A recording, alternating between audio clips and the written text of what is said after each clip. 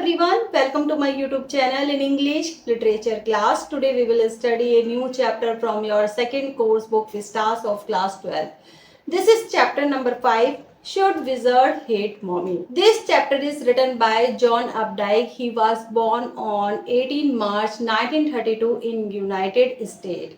He was an American novelist, poet, short story writer, art critic and literary critic. First of all, I will give you a short introduction of the chapter. Here is a story about the world view of a little child and the difficult moral question she raises during the story session with her father.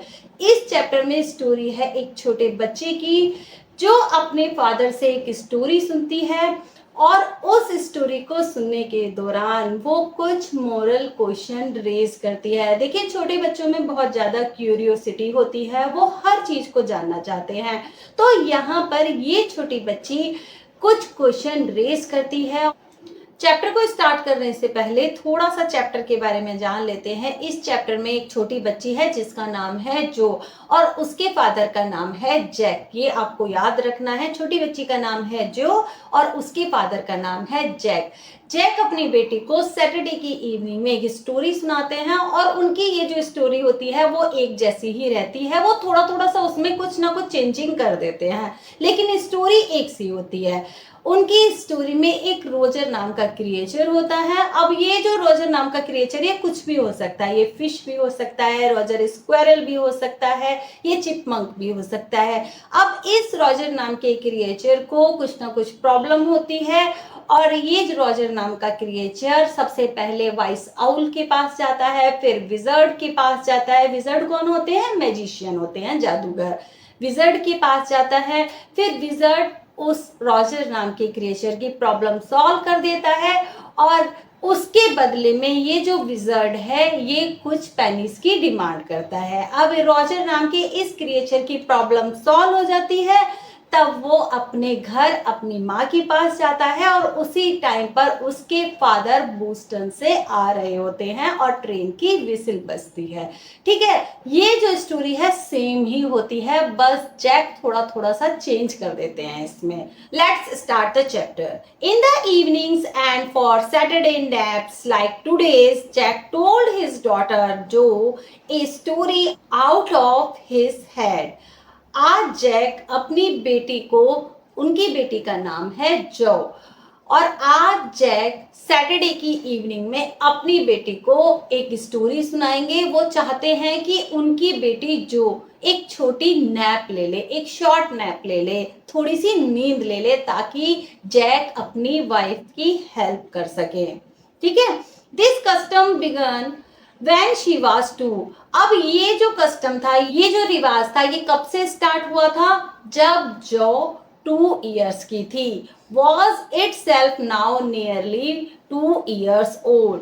और 2 साल से ये जो रिवाज था story सुनाने का, ये जैक फॉलो कर रहे थे। तो अब जो कितने साल की हो गई थी? जो अब 4 years की हो चुकी थी, क्योंकि जब वो 2 साल की थी, जब से उसके फादर उसको स्टोरी सुना रहे थे। अब 2 साल से जैक इस कस्टम को फॉलो कर रहे हैं, वो उसको स्टोरी सुना रहे हैं। तो अब जो कितने साल की हो गई है? जो अब 4 years की हो गई है। And his had field empty. लेकिन अब जैक को लगने लगा था कि उनका जो हेड है ना वो बिल्कुल खाली हो चुका है, क्योंकि जैक 2 साल से अपनी बेटी को स्टोरी सुना रहे हैं और अब उनको कुछ भी सूझ नहीं रहा है कि वो नई स्टोरी कहां से लाएं। Each new story was a slight variation of a basic tale. उनकी हर नई स्टोरी एक बेसिक टेल की तरह ही होती है, एक सी होती है। स्लाइट वेरिएशन, थोड़ा सा डिफरेंस वो हर बार कर देते हैं, थोड़ा थोड़ा चेंजिंग कर देते हैं अपने स्टोरी में। अब उनकी स्टोरी में देखिए क्या होता है, एक स्मॉल क्रिएचर होता है यूजली नेम्ड रोजर, जिसका नाम रॉजर होता है। अब ये जो रॉजर नाम का क्रिएचर है, ये रॉजर फिश भी हो सकता है, रॉजर स्क्वेरल भी हो सकता है और रॉजर चिपमंक भी हो सकता है। तो जैक की हर स्टोरी में एक रॉजर नाम का क्रिएचर होता है। Had some problem and went with it to the wise old owl. इस रॉजर नाम के क्रिएचर को कुछ ना कुछ प्रॉब्लम हुआ करती थी और ये रॉजर नाम का जो क्रिएचर था ये एक वाइस आउल के पास जाया करता था, एक समझदार से उल्लू के पास जाया करता था। The owl told him to go to the wizard and the wizard performed a magic spell that solve the problem. अब ये जो रॉजर नाम का क्रिएचर था ये सबसे पहले वाइस आउल के पास जाता था। आउल उसको किसके पास भेजता था? आउल उसको विजर्ड के पास भेजता था। विजर्ड कौन होते हैं? विजर्ड होते हैं मैजिशियन या जादूगर। अब आउल उसको विजर्ड के पास भेजता था। ये जो विजर्ड होता था ये एक मैजिक स्पेल बोलता था, एक मैजिक मंत्र बोलता था और उस रॉजर नाम के क्रिएचर की प्रॉब्लम सॉल्व हो जाती थी। बदले में विजर्ड एक बड़े अमाउंट की डिमांड करता था, बहुत सारी पेनीज की डिमांड करता था। demanding in payment a number of pennies greater than the number that Roger creature had। और उतनी pennies उस रॉजर नाम के क्रिएचर के पास नहीं होती थी जितनी विजर्ड डिमांड करता था। But in the same breath directing the animal to a place where the extra pennies could be found. अब ये जो विजर्ड होता था ये रॉजर नाम के क्रिएचर को एक ऐसी जगह बताता था जहां से वो बाकी बची हुई पेनीज लाके विजर्ड को दे दे। ठीक है, अब रॉजर नाम का ये जो क्रिएचर होता था ये वहां पर जाता था और वहां से पेनीज लेके आता था और विजर्ड को दे देता था। And went home to his mother. और इसके बाद वो अपनी मदर के पास जाता था just in the time to hear the train whistle that brought his daddy home from Boston. और उसी टाइम पर जब वो अपनी मदर से मिलने के लिए जाता था, अपनी मदर के पास जाता था रॉजर, तो तभी एक ट्रेन की विसिल आती थी और उसके फादर बोस्टन से वापस आ रहे थे। Jack described their supper and the story was over. और जैक जिस टाइम पर सपर ले रहे होते थे उस टाइम पर उनकी स्टोरी ओवर हो जाती थी। Working his way through this scheme was specially fatiguing on Saturday. Fatiguing का मीनिंग होता है थकाने वाला। ये जो काम था जैक के लिए, जो को स्टोरी सुनाना, ये जो काम था ये बड़ा ही थकाने वाला था क्योंकि जो अब बड़ी हो गई थी वो सोती ही नहीं थी, तो जैक बहुत ज्यादा थक जाते थे। ये जो काम था स्टोरी सुनाने का ये काफी थकाने वाला बन गया था उनके लिए और हर सैटरडे को ये काम करते थे जैक। बिकॉज जो never fall sleep in naps anymore.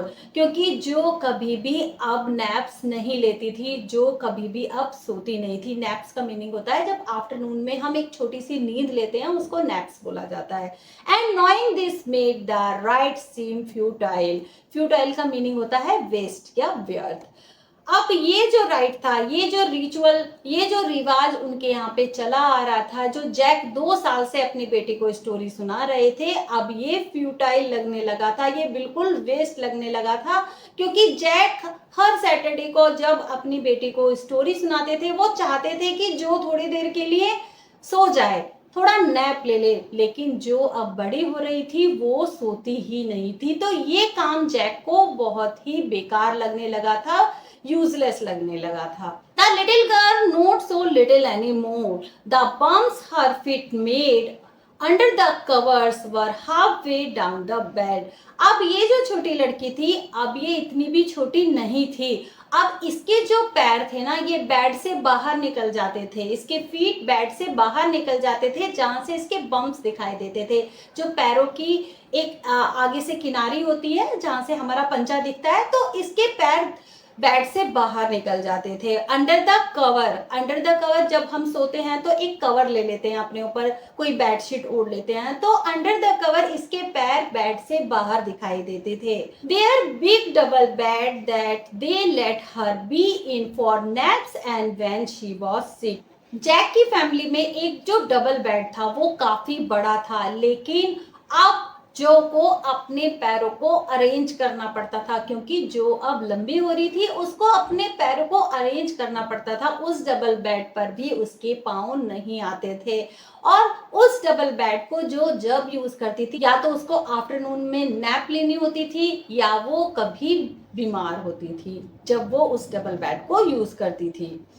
had at least arranged herself, और किसी ना किसी तरीके से वो अपने आप को इस बड़े डबल बेड पर अरेंज कर लेती थी. And from the way her fat face deep in the pillow shone in the sunlight sifting through the drawn shades, और जब वो अपने पिलो पर सिर रखे हुए होती थी तो उसके फेस पर सनलाइट पड़ती थी, तो उसका जो फेस था वो काफी फेट था और चमकता भी था, क्योंकि कर्टन से जो सनलाइट होती थी वो छन के आती थी और वो सीधा जो के फेस पे पड़ती थी, जिससे जो का फेस सनलाइट से चमकता था. It did not seem fantastic that some magic would occur and she would take her nap like an infant of 2. ऐसा कुछ भी होता हुआ दिखाई नहीं दे रहा था. It did not seem fantastic, ऐसा कुछ भी फैंटास्टिक होता हुआ दिखाई नहीं दे रहा था कि कोई ऐसा जादू हो जाए कि जो थोड़ी देर के लिए एक नैप ले ले, वो सो जाए.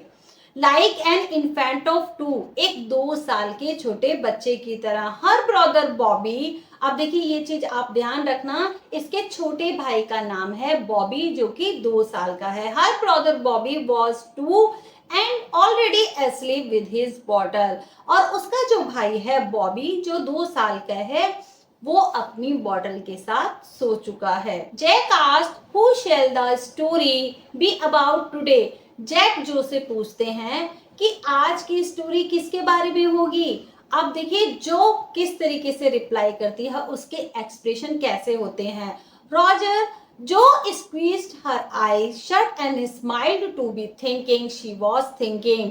अब जो अपनी आंखों को दबा के बंद कर लेती है और स्माइल करती है, थिंकिंग एंड थिंकिंग, काफी सोचती है और फिर सोचती है, और वो बोलती है रॉजर. ठीक है, स्क्वीज्ड का मीनिंग होता है दबाना. Her eyes opened, her mother's blue skunk she said firmly. Firmly का मीनिंग होता है डायरेक्टली या बड़े स्थिर होके. अब जो जब अपनी आंखों को बिल्कुल दबा के बंद कर लेती है, उसके बाद वो अपनी आंखें खोलती है. हर आइज ओपन, जैसे ही उसकी आंखें खुलती हैं, हर मदर्स ब्लू, उसकी आंखें बिल्कुल कैसी लग रही थी, उसकी मदर की तरह लग रही थी, ब्लू कलर की, क्योंकि जो की मदर की आंखें भी ब्लू कलर की थी. और जब जो ने अपनी आंखें खुली तो वो भी ब्लू कलर की दिखाई दे रही थी. आज जो ने रिप्लाई किया कि आज की स्टोरी किसके बारे में होगी. आज की स्टोरी होगी स्कंक के बारे में. सी सैड फर्मली, बड़े स्थिरता से, बड़े दृढ़ निश्चय के साथ वो रिप्लाई करती है कि आज की स्टोरी किसके बारे में होगी. आज की स्टोरी रॉजर स्कंक के बारे में होगी. A new animal they must talk about skunks at nursery school. Jack सोचते हैं कि जो के मन में आज स्कंक का ध्यान कैसे आया, तो वो इस बात को सोचते हैं कि शायद उसने नर्सरी स्कूल में या अपने स्कूल में स्कंक के बारे में पढ़ा होगा या उसकी पिक्चर को देखा होगा. तो आज जो ने कहा है कि वो रॉजर स्कंक के बारे में स्टोरी सुनेगी, क्योंकि जैक अपनी बेटी को एक ही टाइप की स्टोरी सुनाते थे जिसमें रॉजर नाम का क्रिएचर हुआ करता था. तो आज की स्टोरी का जो क्रिएचर है वो है Roger skunk. Having a fresh hero momentarily steered Jack to creative enthusiasm.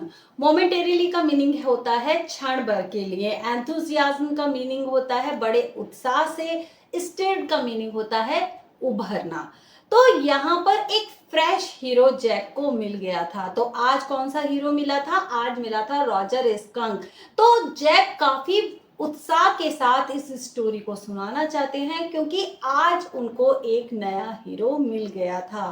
तो क्षण भर के लिए जैक बड़े खुश होते हैं और उत्साह से भर जाते हैं. All right he said, Jack ने कहा all right. Once upon a time in the deep dark woods. अब जैक अपनी स्टोरी स्टार्ट करते हैं कि एक बार की बात है. डीप डार्क वुड्स का मीनिंग है गहरे घने जंगलों में. There was a tiny little creature, एक छोटा सा क्रिएचर था, by the name of Roger Skunk, जिसका नाम था रॉजर स्कंक.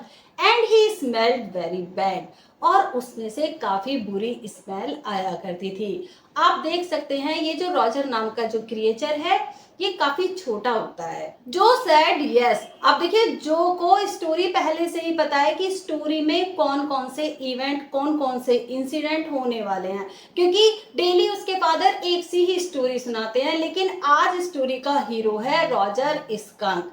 अब जो कहती है yes, he smelled so bad that none of the other little woodland creatures would play with him.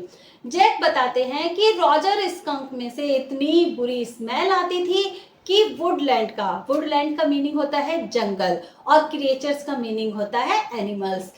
Jack बताते हैं कि रॉजर स्कंक में से इतनी बुरी स्मेल आती थी कि जंगल का कोई भी एनिमल उसके साथ नहीं खेलता था। जो looked at him solemnly, solemnly का मीनिंग होता है सीरियसली, जो बड़ी सीरियस हो जाती है ये बात सुन के कि रॉजर स्कंक में से बहुत बुरी स्मेल आती थी और जंगल का कोई भी एनिमल उसके साथ नहीं खेलता था। तो ये सुन के जो बड़ी सीरियस हो जाती है। सी हैड नॉट फॉरसीन दिस, फॉरसीन का मीनिंग होता है पूर्व अनुमान लगाना या उसके बारे में सोचना कि आगे क्या होगा। जो ने इस बारे में बिल्कुल भी नहीं सोचा था कि इस बार रॉजर स्कंक को ऐसी प्रॉब्लम होगी कि जंगल का कोई भी एनिमल उसके साथ नहीं खेलेगा। तो जो ने इस बारे में बिल्कुल भी अंदाजा नहीं लगाया था। Whenever he would go out to play, Jack continued with gist, remembering certain humiliation of his own childhood. Gist का मीनिंग होता है एनर्जेटिक, रिमेम्बरिंग का मीनिंग होता है याद करना, ह्यूमिलिएशन का मीनिंग होता है किसी का अपमान करना या निरादर, चाइल्डहुड का मीनिंग होता है बचपन। अब जैक अपनी स्टोरी को कंटिन्यू करते हैं, बड़ी एनर्जी के साथ कंटिन्यू करते हैं और वो बताते हैं कि ये जो रॉजर स्कंक था जब भी ये बाहर जाता था किसी के भी साथ खेलने के लिए तो इसको बड़ा बुरा लगता था, इसको ह्यूमिलिएशन से गुजरना पड़ता था। सभी जंगल के जानवर इसका अनादर करते थे, इस रॉजर स्कंक की इंसल्ट करते थे क्योंकि रॉजर स्कंक में से काफी बुरी बदबू आती थी। तो जैक अपने बचपन को याद करते हैं, जब वो इस स्टोरी को कंटिन्यू कर रहे थे तो उनको अपना बचपन भी याद आ जाता है कि उनको भी अपने बचपन में इसी तरीके की ह्यूमिलिएशन से गुजरना पड़ा था। All of the other tiny animals would cry, oh oh here comes Roger Stinky Skunk, and they would run away and Roger Skunk would stand there all alone. अब ये जो जंगल के छोटे छोटे क्रिएचर थे ये जैसे ही रॉजर स्कंक को देखते थे वो चिल्लाने लगते थे, ओह ओह देखो रॉजर स्टिंकी स्कंक आ गया है, और वो भाग जाते थे। जैसे ही रॉजर स्कंक को देखते थे वो भाग जाते थे और रॉजर स्कंक वहां पर अकेले खड़ा रह जाता था। जैसे ही रॉजर स्कंक उनके साथ खेलने के लिए बाहर निकलता, उनके साथ खेलने के लिए आता, वो सभी छोटे छोटे क्रिएचर उसको चिढ़ा के, देखो रॉजर स्टिंकी स्कंक आ गया, उसको चिढ़ा के वहां से भाग जाते थे और रॉजर स्कंक के साथ कोई भी एनिमल नहीं खेलता था और रॉजर स्कंक वहां पर अकेले खड़ा रह जाता था।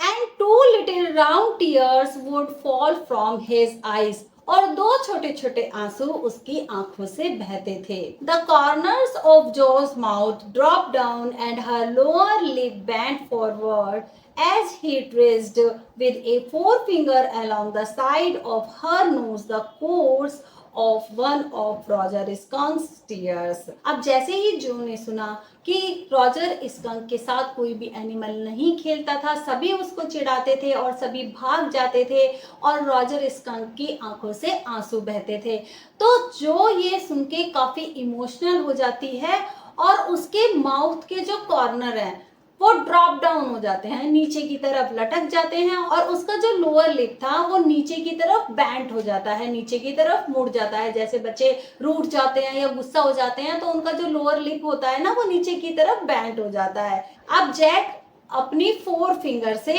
जो के फेस पर, जो कि नोज के पास अपनी फोर फिंगर से ट्रेस्ड करते हुए वो बता रहे हैं कि इस तरीके से रॉजर स्कंक की आंखों से आंसू बह रहे थे। वो अपनी फोर फिंगर से जो के फेस पर उसके नोज के पास उंगली लगाते हैं कि इस तरीके से रॉजर स्कंक की आंखों से आंसू बह रहे थे। When he see the owl, she asked in a high and faintly roughened voice. roughened voice का मीनिंग होता है रूखी आवाज में, बड़े रूडली। फ्रेंडली का मीनिंग होता है जोर लगा के। अब देखिए, जो को स्टोरी पहले से ही पता थी कि रॉजर नाम के क्रिएचर को कुछ ना कुछ प्रॉब्लम होती थी, तो वो वॉइस आउल के पास जाता था, क्योंकि जो ये स्टोरी पहले भी सुन चुकी थी और ये स्टोरी सेम ही होती थी, तो जो को पता था कि अब रॉजर स्कंक किसके पास जाएगा। Want he see the owl, अब वो पूछती है बड़े जोर से, बड़ी रूखी सी आवाज में कि क्या वो आउल के पास नहीं जाएगा। Sitting on the bed beside her, Jack felt the covers tug as her legs twitched tensely. जो अपने फादर के बराबर में बैठी हुई है, तभी जैक को रियलाइज होता है कि जो ने अपनी सिटिंग पोजीशन को चेंज किया है। स्विच्ड का मीनिंग होता है सिटिंग पोजीशन, कि जो ने अपनी पोजीशन को चेंज किया था अंडर द कवर, जो चादर उसने ओढ़ रखी थी उसके नीचे उसने अपनी सिटिंग पोजीशन को चेंज किया था। He was pleased with this moment. अब जैक बड़े खुश हो जाते हैं क्योंकि उनको रियलाइज होता है कि जो अब स्टोरी में इंटरेस्ट ले रही थी, he was telling her something true. Jack को लगने लगा था कि वो अपनी बेटी को कुछ सच्चाई बता रहे थे, समथिंग सी मस्ट नो, जो उसको पता होनी चाहिए, and had no wish to hurry on, और जैक अपनी स्टोरी को कंटिन्यू करने में कोई भी जल्दबाजी नहीं कर रहे थे, वो अपनी स्टोरी को आराम से सुना रहे थे। But downstairs a chair scraped and he realize he must get down to help clear paint the living room woodwork. लेकिन तभी जैक को रियलाइज होता है कि उनको अपनी वाइफ की हेल्प करने के लिए जाना था। जैसे ही उनको एक साउंड आती है चेयर के खिसकने की। स्क्रैप्ड का मीनिंग होता है खींचना या खिसकना। डाउन स्टेयर्स का मीनिंग होता है नीचे वाली सीढ़ियां, नीचे जाने वाली सीढ़ियां। तो जैसे ही जैक को एक कुर्सी के खिसकने की आवाज आती है, उनको रियलाइज होता है कि उनको अपनी वाइफ क्लेयर की हेल्प करने के लिए नीचे जाना था, जो कि खुद ही अकेले वुड वर्क को पेंट कर रही थी, लकड़ी के सामानों को पेंट कर रही थी लिविंग रूम में। Well, he walked along very sadly and came to a very big tree. Jack अपनी स्टोरी को कंटिन्यू करते हैं सैडली, बड़े दुखी होके, क्योंकि जो सो नहीं रही थी और उनको अपनी वाइफ की हेल्प करने के लिए नीचे जाना था, अपनी वाइफ के पास जाना था। तभी वो अपनी स्टोरी को कंटिन्यू करते हैं, बोलते हैं वेल, एक बड़ा ट्री था and in the tip top of the tree was an enormous vice old owl. एक बड़ा ट्री था जिसके टिप टॉप पर एक बड़ा वाइस ओल्ड आउल रहता था। एनॉर्मस का मीनिंग होता है विशाल, वाइस का मीनिंग होता है बुद्धिमान, ओल्ड का मीनिंग होता है बूढ़ा, आउल का मीनिंग होता है उल्लू। जिस पेड़ के टिप टॉप पर एक बड़ा बुद्धिमान बूढ़ा उल्लू रहता था। अब ये जो रॉजर स्कंक है एक बड़े ट्री के पास जाता है जहां पर एक बड़ा उल्लू रहता था। Good mister owl, Roger skunk said, all the other little animals run away from me because I smell so bad. अब रॉजर स्कंक इस आउल के पास जाके बोलता है कि सभी एनिमल्स मुझसे दूर भाग जाते हैं, because I smell so bad, क्योंकि मुझ में से काफी बुरी स्मेल आती है।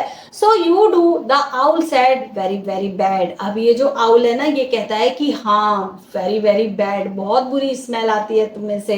What can I do, Roger skunk said, and he cried very hard. अब रॉजर स्कंक कहता है कि मैं क्या कर सकता हूं, और वो जोर जोर से रोने लगता है। द विजर्ड जो साउटेड। आप देखिए, जो को स्टोरी पहले से ही पता थी कि अब ये जो आउल किसका रास्ता बताएगा, ये विजर्ड के पास जाने के लिए कहेगा। जो जोर जोर से चिल्लाने लगती है the wizard and set right up, और एकदम से बैठी हो जाती है। And a little golden book spilled from the bed. Spilled का मीनिंग होता है गिर जाना। जैसे ही जो बैठी हो जाती है तो एक गोल्डन कलर की जो बुक थी वो बेड पे से नीचे गिर जाती है। Now Jo daddy is telling the story, do you want to tell daddy the story. तब जैक अपनी बेटी से कहते हैं, तुम चाहती हो ना डैडी तुमको स्टोरी सुनाए? No you me then lie down and be sleepy. अब देखिए, जो अपनी बेटी को सुलाने की कोशिश कर रहे हैं लेकिन जो सो ही नहीं रही है, और अब उसको स्टोरी में भी इंटरेस्ट आ रहा है, वो काफी एक्साइटेड है कि रॉजर स्कंक की प्रॉब्लम कैसे सोल्व होगी। Then lie down and be sleepy.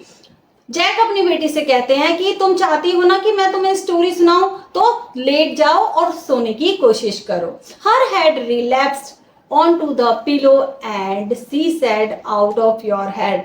तब जो अपने सर को पिलो पे रख लेती है और बोलती है आउट ऑफ योर हेड। चलो अच्छा, स्टोरी को कंटिन्यू करो। Well the owl thought and thought. अब आउल ने काफी सोचा और सोचा। एट लास्ट ही सेड, और लास्ट में उसने कहा, why don't you go see the wizard. तुम विजर्ड के पास क्यों नहीं जाते? जो अपने फादर से बोलती है डैडी, जैक कहते हैं what are magic spells real? क्या मैजिक स्पेल्स रियल होते हैं? जो मैजिक मंत्र होते हैं वो रियल होते हैं? This was a new phase just this last month. ये एक न्यू फेज था क्योंकि जो अब बड़ी हो रही थी वो कुछ इस तरीके के क्वेश्चन रेस करती थी, और ये पिछले महीने से हो रहा था। ये उसके बचपन में एक न्यू फेज ऐड हो गया था, ए रियलिटी फेज। और ये कैसा फेज था? अब वो सच्चाई को जानना चाहती थी। When he told her spiders eat bugs, he turned to her mother and asked, Do they really? जब जैक ने अपनी बेटी को ये बताया कि जो स्पाइडर्स होती हैं वो बग्स को खाती हैं, छोटे छोटे कीड़े खाती हैं, तब उसने अपनी मदर की तरफ फेस को टर्न किया और पूछा, क्या ये सच है? And when Clare told her God was in the sky and all around them. जब क्लेयर कौन है? वो है जो की मदर। जब उन्होंने जो को बताया कि भगवान स्काई में रहते हैं और हमारे चारों तरफ हैं, she turned to her father and insist. तब उसने अपने फादर की तरफ फेस टर्न किया और उनसे इंसिस्ट किया, क्या ये सच है?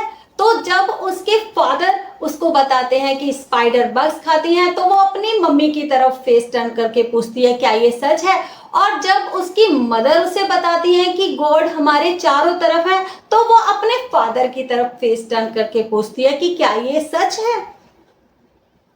They are real in stories, Jack answered curtly. Curtly का मीनिंग होता है शॉर्टली। जैक शॉर्टली आंसर करते हैं कि ये सभी चीजें स्टोरीज में रियल होती हैं। She had made him miss a beat in the narrative. जो ने अपने फादर को डिस्टर्ब कर दिया था, इस स्टोरी को बीच में ही रोक दिया था जब उसने इस क्वेश्चन को पूछा कि मैजिक स्पेल्स रियल होते हैं। The owl said. अब जैक अपनी स्टोरी को कंटिन्यू करते हैं। वो कहते हैं, द आउल सेड, आउल ने कहा, go through the dark woods under the apple trees into the swamp over the creek. Swamp का मीनिंग होता है दलदल और क्रीक का मीनिंग होता है छोटी नदी। तब आउल ने रॉजर स्कंक को बताया कि डार्क वुड, जंगल को पार करके एक एप्पल ट्री के नीचे, स्वैम्प को पार करके, स्वैम्प के पार जाके, दलदल के पार जाके एक छोटी नदी है, उस छोटी नदी को पार करके। व्हाट्स ए क्रीक? जो ने पूछा कि क्रीक क्या होती है? A little river. जैक बताते हैं कि एक छोटी नदी। ओवर द क्रीक, क्रीक को पार करके, and there will be the wizard's house, वहां पर एक विजर्ड का घर है, एक जादूगर का घर है। And that's the way Roger Skunk went. और इसी तरीके से रॉजर स्कंक वहां पे जाता है। And pretty soon he came to a little white house, और जल्दी ही उसको एक वाइट कलर का घर दिख जाता है। And he rapped on the door, और रॉजर स्कंक उस वाइट कलर के हाउस में रैप्ड करता है, खटखटाता है। Jack rapped on the window sill. अब उसी तरीके से जैक विंडो सिल पे रैप करके दिखाते हैं जो को कि इस तरीके से वो खटखटाता है, वो विंडो सिल पे रैप करते हैं, खटखट। And under the covers Jo's tall figure clenched in an infantile thrill. Infantile का मीनिंग होता है शिशु संबंधी, बच्चों से रिलेटेड। क्लेंच्ड का मीनिंग होता है बंध जाना। And under the covers Jo's tall figure clench in an infantile thrill. Clench का मीनिंग होता है बंध जाना या बांधना। इन्फेंटाइल का मीनिंग होता है बच्चों से रिलेटेड या शिशु संबंधी। थ्रिल का मीनिंग होता है रोमांच या एक्साइटमेंट। अब देखिए अंडर द कवर, बेड पर बैठे हुए जो ने जो बेडशीट अपने ऊपर ओढ़ी हुई थी उसके नीचे जो का जो लंबा सा फिगर था वो काफी लंबी हो गई थी। जो है अब काफी बड़ी होने लगी थी और लंबी हो गई थी। तो जो का जो टॉल फिगर था वो एक तरीके से बच्चों में जो थ्रिल होती है, एक एक्साइटमेंट होता है स्टोरी सुनने का, तो जो का जो टॉल फिगर था वो उस थ्रिल में बंध चुका था। And then a tiny little old man came out. जब रॉजर स्कंक ने दरवाजे को खटखटाया तब एक छोटा बूढ़ा आदमी बाहर निकलता है with a long white beard and A pointed blue head, जिसकी व्हाइट कलर की बियर्ड थी जो काफी लंबी थी और उसने एक पॉइंटेड ब्लू हैट पहनी हुई थी जैसा कि आप इस पिक्चर में देख सकते हैं। And said what you want. और इस विजार्ड ने बाहर निकलते ही बोला, क्या है, तुम क्या चाहते हो? तुम में से बहुत बुरी स्मेल आ रही है। The wizard voice was one of the Jack's own favorite effects. He did it by scrunching up his face and somehow whining through his eyes which filled for the interval ल्यूमिंग। स्क्रंचिंग का meaning होता है सिकोड़ना या खुरच, whining का meaning होता है रोना और ल्यूमी का मीनिंग होता है वाटरी या गीला। जैक बिल्कुल विजर्ड की तरह वॉइस निकालने की कोशिश कर रहे हैं। वो अपने सारे एक्सप्रेशन एक विजर्ड की तरह कर लेते हैं, अपने फेस को एकदम सुकोड़ लेते हैं और अपनी आंखों को गीला कर लेते हैं, आंखों में पानी भर लेते हैं और बिल्कुल विजर्ड की तरह वॉइस निकालते हैं जिस तरीके से एक विजर्ड को बोलना चाहिए।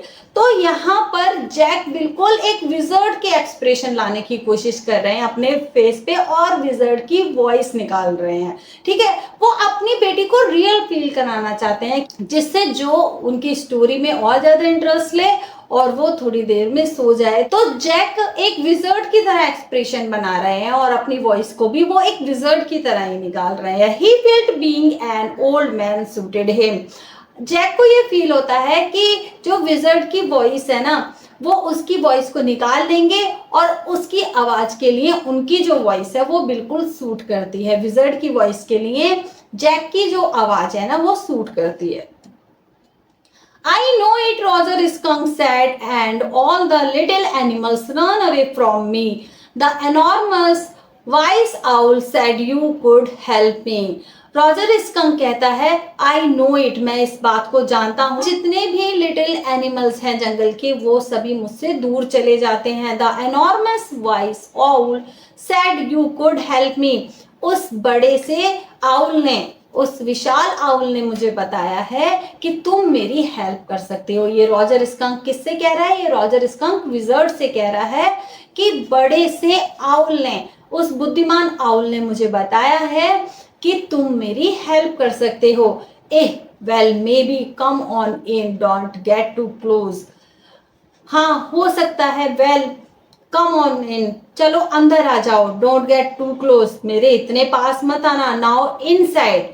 अब रॉजर स्कंक अंदर जाता है।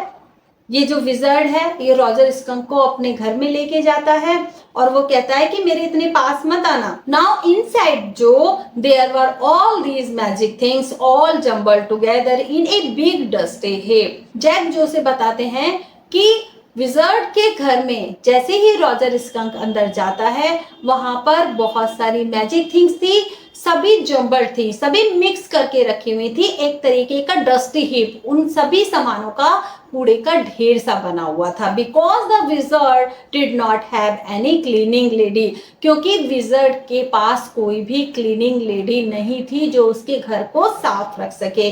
जो कहती है वाई, अब जैक भी कहते हैं why, because he was a wizard, क्योंकि वो एक मैजिशियन था और वो बहुत बूढ़ा हो चुका था। विल ही डाई, अब जो पूछती है क्या वो मर जाएगा? No wizards don't die. Jack कहते हैं नो विजर्ड्स नहीं मरते हैं। Well he rummaged around and found an old stick called a magic wand and asked Roger Skunk what he wanted to smell like. तब वो विजर्ड अपने सामान में से रमिस्ट का मीनिंग होता है सर्च करना। अपने सभी मैजिक थिंग्स में से एक मैजिक वैंड का मीनिंग होता है जादू की छड़ी को सर्च करता है। और वो रॉजर स्कंक से पूछता है कि बताओ तुम कैसी स्मेल चाहते हो। Roger thought and said roses. Roger ने बहुत सोचा और उसने कहा रोजेस, मैं रोजेस की स्मेल चाहता हूँ। यस गुड, जो सेड स्मगली का मीनिंग होता है सेटिस्फाइंग। अब जो ने जैसे ही सुना कि रॉजर स्कंक को रोजेस की स्मेल चाहिए तो वो काफी सेटिस्फाई हो जाती है और वो बोलती है यस गुड। अब देखिए जैक क्या करते हैं, बिल्कुल इसी तरीके की एक्सप्रेशन बनाते हैं जैसे एक विजर्ड के होने चाहिए। वो जो की तरफ बड़ी घूर के देखते हैं, बहुत देर तक उसको घूरते रहते हैं, फिर चैंटेड करते हैं, फिर बोलना शुरू कर देते हैं। अब वो किसकी आवाज निकाल रहे हैं, एक विजर्ड की आवाज निकाल रहे हैं, वो विजर्ड की वॉइस में बोलते हैं। Abracadabra, hocus pocus, Roger skunk, how do you do? Roses, bozes, pull an ear. Roger skunk you never fear Bingo. जिस तरीके से एक मैजिशियन मैजिक मंत्र बोलता है तो जैक भी उसी तरीके से एक्टिंग करने की कोशिश कर रहे हैं, उसी तरीके के एक्सप्रेशन से वो मंत्र बोलते हैं और वो जो को घूर के देखते रहते हैं। आप देखिए ये जो मंत्र है ना, ये विजर्ड बोल रहा था रॉजर स्कंक को। He paused as a rapt expression widened out from his daughter's nostrils, forcing her eyebrows up and her lower lip down in a wide, noiseless grin. Rapt का मीनिंग होता है खो जाना, widened का meaning होता है चौड़ा, फोर्सिंग का मीनिंग होता है पुश करना या जबरदस्ती, वाइड का मीनिंग होता है चौड़ा, नॉइसलेस का मीनिंग होता है बिना शोर के, ग्रीन का मीनिंग होता है स्माइल। जैक स्टोरी सुना रहे हैं तो वो थोड़ी देर के लिए पॉज ले लेते हैं और जो के एक्सप्रेशन को देखते हैं। अब जैक ने देखा कि जो पूरी तरीके से स्टोरी में खो चुकी थी और उसके फेस के एक्सप्रेशन कैसे दिखाई दे रहे थे।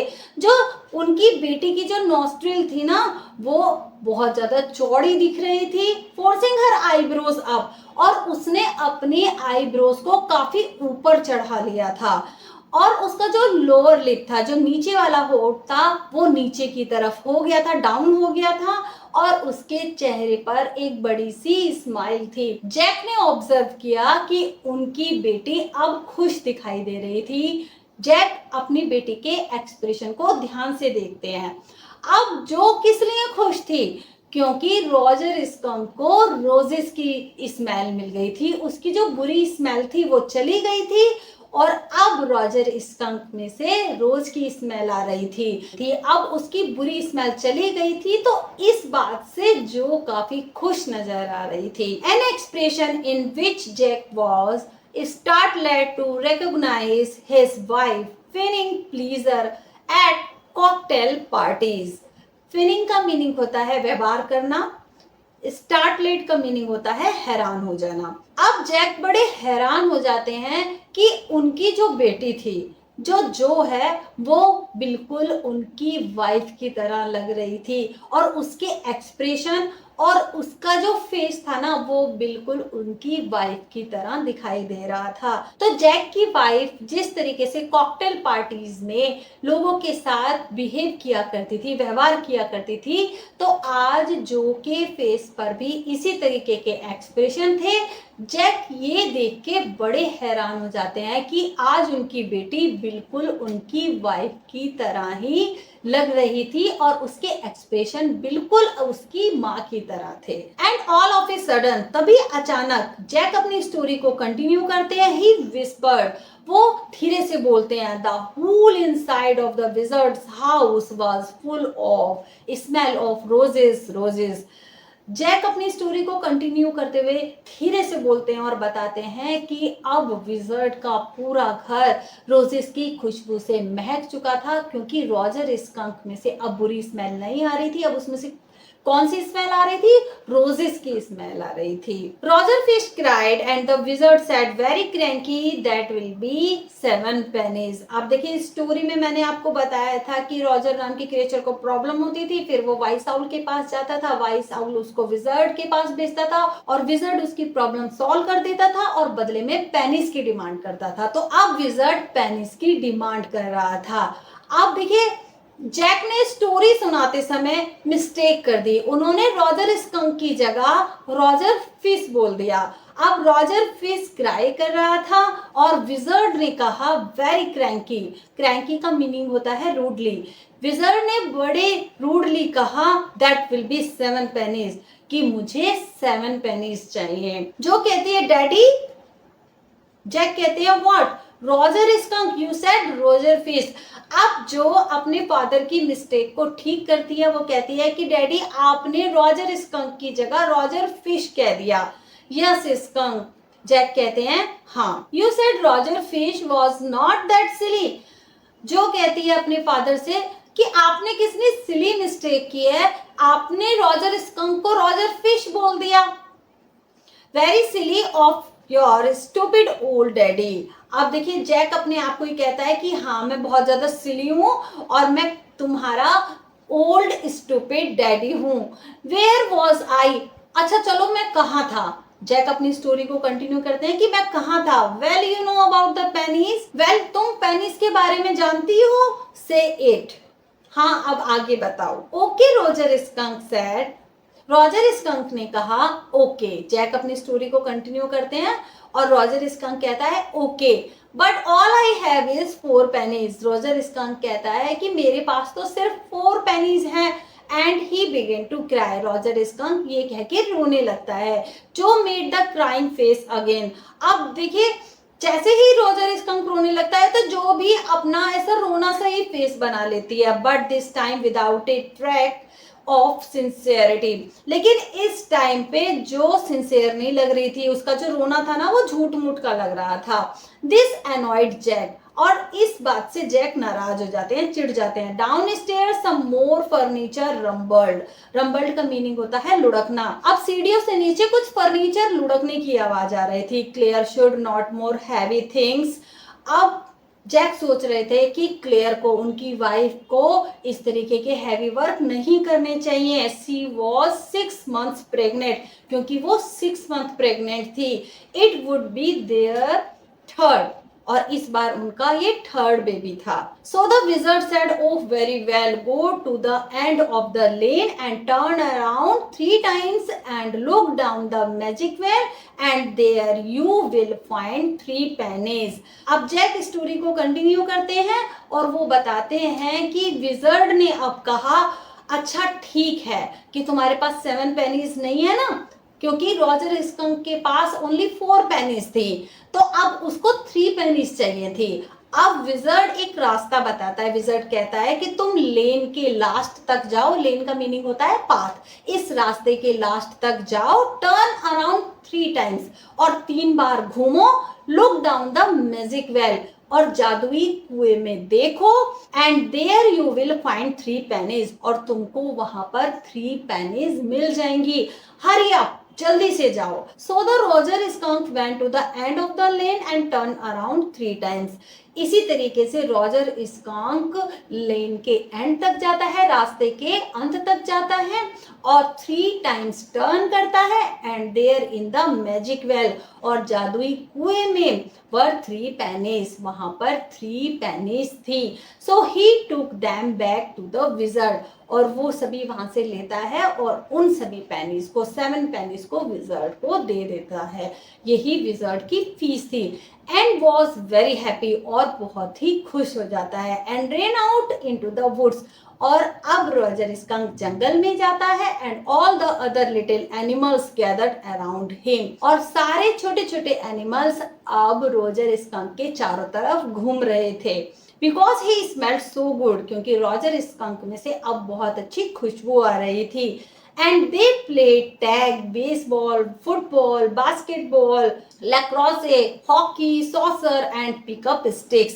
अब ये सभी जंगल के क्रिएचर्स, जंगल के एनिमल्स सभी रॉजर स्कंक के साथ ये सभी गेम्स खेलते हैं। अब देखिए रॉजर स्कंक की प्रॉब्लम सॉल्व हो चुकी थी, उसकी बैड स्मेल जा चुकी थी। विजर्ड ने मैजिक स्पेल बोल के रॉजर स्कंक की बैड स्मेल को हटा के उसमें रोजेस की स्मेल डाल दी थी। अब रॉजर स्कंक काफी खुश था, वो जंगल में आता है और दूसरे जानवरों के साथ बहुत सारे गेम खेलता है और जंगल के सभी जानवर उसके चारों तरफ घूमते हैं। So rest part of this chapter I will explain in next video.